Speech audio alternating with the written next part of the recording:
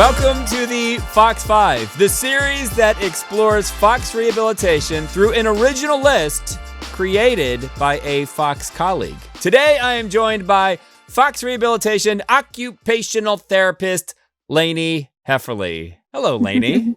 Hi. How are you doing today? Good. Always good to be here. Is your dog around today?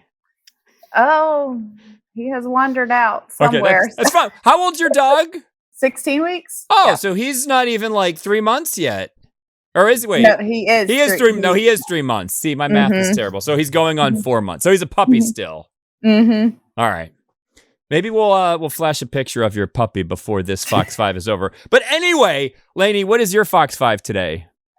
So my Fox 5 is 5 ways that I promote healthy living as an OT. I had a couple of questions about this, but I'm not going to ask them because I want to see how you dive in first. So what is number 1 on your Fox 5? So number 1 is education. On the very low end of things, I might just educate somebody on their specific diagnosis and how they can promote a healthy lifestyle within that diagnosis. On the large end of things, like when I have people who have diabetes, like decreased activity tolerance, overall poor general health, I'll actually give them a health promotion plan. It's a part of my home activity plan. And it has things on there like exercising daily, eating fruits and vegetables, drinking water, getting plenty of sleep. And I use the American Heart Association guidelines, and it has like a little chart with check boxes, and I use it exactly like a home exercise program. So your Fox 5 is aimed towards your patients. Mm-hmm. Yep. Which I assumed, but when I saw your notes come in, I thought maybe you're promoting a healthy lifestyle amongst clinicians. Like, hey, like this is how Lanie stays healthy throughout the work group. But it's patient-based today, which I assumed, but I just wasn't sure. All right, so what is number 2 on your Fox 5? Number 2 is cooking. So as an occupational therapist, it is like the best thing you get to do with your patients. Well, for me, because I love cooking and I love learning new recipes. And who better to teach you recipes than the elderly population of the South? I mean, yes. Come on. Yes.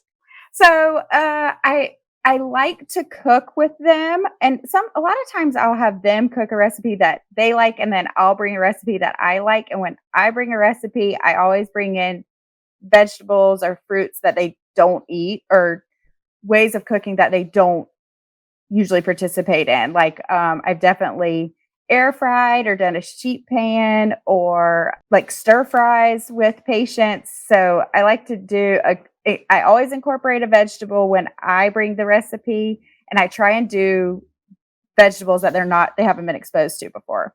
When you live in the South, I cannot tell you the amount of patients that when I ask them how many vegetables they're getting in a day, it's maybe 1. And then if you ask what vegetables they're getting, it's like lettuce, tomato. One person told me butter beans and cornbread. I was like, cornbread is not a vegetable. All those greens down in the South. You got to get them eating those greens. Yes. And what people don't realize is that there's so much function cooking a meal. Mm-hmm. Standing up, twisting, moving, motor skills. Yeah, usually my cooking goals are in relation to activity tolerance. So a lot of times people can't stand long enough to cook a healthy meal. So usually that's what my goal is when I am cooking with someone. All right, so Lanie, what is number 3 on your Fox 5? So number 3 is the low-hanging fruit, building a sustainable home exercise program. So you want to get them in a level activity that they can achieve. So a lot of times, like I'll start my exercise programs with 2 minutes a day, or I might say, they might have a 5-minute stretch a day. And then I work them up to hopefully about 10 minutes a day. Yes. That's kind of what we try to get to by discharge. And then they have an exercise program to follow to keep that up. I like that you use the word sustainable. Mm-hmm. Because if it's not sustainable, then they're like, the heck with this. I can't do this. But if it's sustainable, then they can do it. Yes. And I think the key is like giving them a little bit at a time, because if you start with like 15 exercises, they'll look at it and throw it in the trash. Yes. That was a good one. So, Lanie, what is number 4 on your Fox 5? Well, actually, I just realized I kind of went into it, but creating achievable goals. So one of the ones I use all the time is the back scratch test, which is arm range of motion. And when I do that goal, I have like a 2-minute stretch program that I want them to do every day. And then when they do their stretching program every day and I measure them again and they've gained 2-3 inches, they're like, oh, okay, I'm going to stick with this. So I think having really measurable goals and small measurable goals really motivates people. Yes, I agree.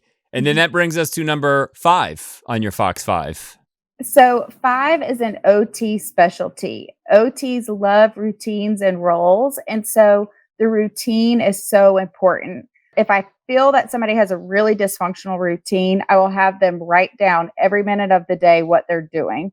And so then I can look at it and say, the reason we're not making the progress that you want to make is because you are sitting 23 hours a day and you're standing and doing something 1 hour a day. Like you have to be moving more than 1 hour a day if you want to make the progress that you want to make. And I think building in sleep routines, building in when they eat, I think that's one of the really good things about assisted living is they help get people into a routine. It's so important for our digestion and it's so important for our overall health. Routine building, definitely.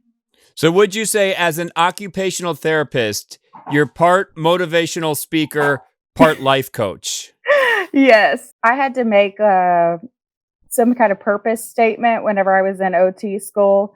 And I can't remember exactly what it was, but I know mine was to encourage others because I feel like that is 99% of what I'm doing. It's just educating and encouraging. Right, because it's one thing you can pump them up when you're there, but to keep them going while you're gone, like that's a whole nother step. Yep. All right. Well, thank you, Lanie. And I guess Mills, your puppy dog, never made an appearance. He's chewing something in the other room. All right. So maybe next time. So for Lanie Hefferly, my name is Jim Shear, and we will see Yins later.